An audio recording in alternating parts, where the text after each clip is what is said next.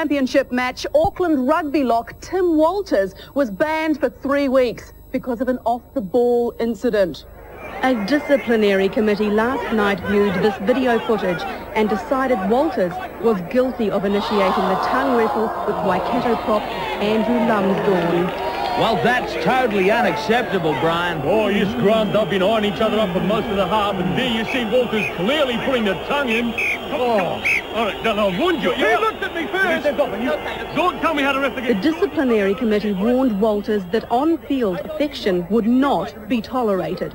Meanwhile, Lumsdawn was philosophical about the incident. Mr. Lumsdawn, how do you feel about being snobbed?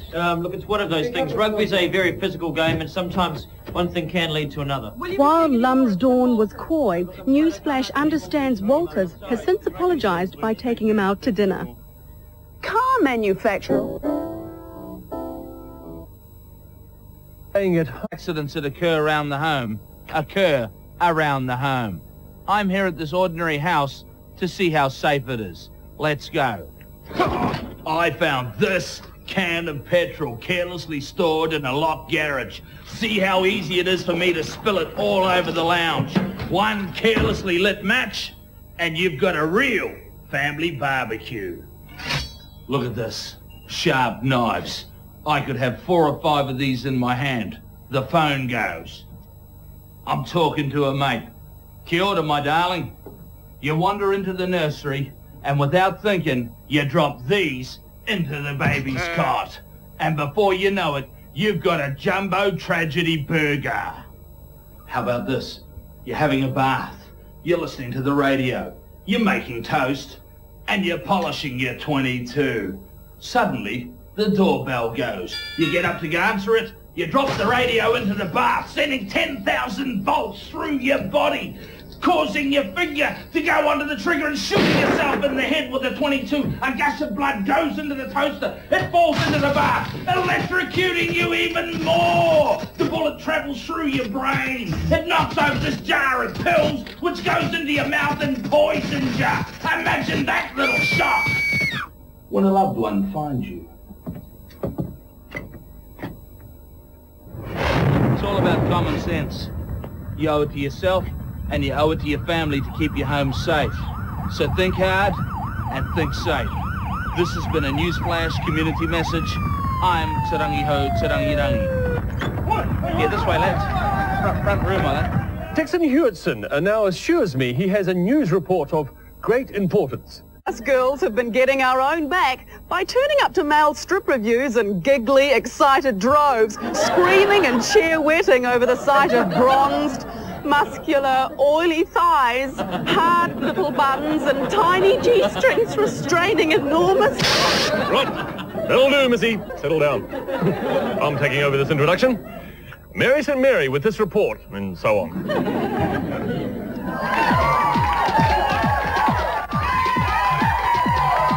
Got to see all of them. It's so hot in there. 500 women, 5 men. Clothes on, clothes off. Naked lust, naked butt.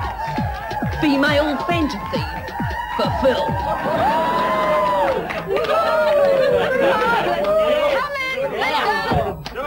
Just put the camera in. So big boys, they're all for big bucks.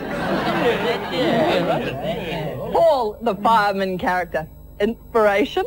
Oh, I was just mucking around with my hose one day, and all the guys thought it was funny, so I included it in my act.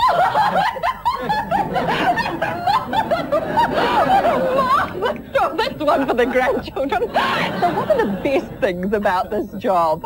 Oh, the money's pretty good. You get to travel all around the world and stuff. But on the downside, you know, it's pretty hard keeping in shape like this. Yes, I've noticed you're rather large. Massive muscles make you more of a man. Oh, I wouldn't say that. Now, it's easy to pick the token Polynesian. But I'm having trouble identifying the gay. Would it be you, would it, Paul? I don't think that's any of your business. Former perturbed, having his privates probed. You don't have to answer that. Ooh, stripper shows sensitive side. Come on, guys, we've got another show to do. Andrew, just before you go, I just wanted to say, I just think it's great how you don't seem at all concerned about having much smaller genitalia than the rest of the guys. Congratulations. Good luck with the show. 4 fabulous fellas and 1 smallish stripper. Naked, unclothed, nude. I'm Mary St. Mary. Stripping off the news until you can see its little winkle on Newsflash. You're back with Newsflash. Where are they, Missy? They're back with Newsflash, Leonard. She said it, so let's get on with it. Cot Death has its Red Nose Day. Anzac Day sells us poppies. And a few sad celebrities wear jeans on Asthma Awareness Day. But Tarangi Hutarangi joins us in the studio with news of a new campaign. Thanks, Leonard. Testicular cancer, cancer of the testes. It brings water to your eyes, whichever way you say it. And it's just as common as some of those womany cancers that get all the publicity. This bloke here is about to change all that.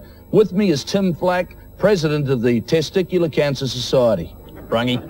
So, Timbo, what's the guts with the big C in the nuts? Well, Rungy, it is a very common form of cancer which is detectable early on. That's why we've decided to promote today as Testicular Cancer Day.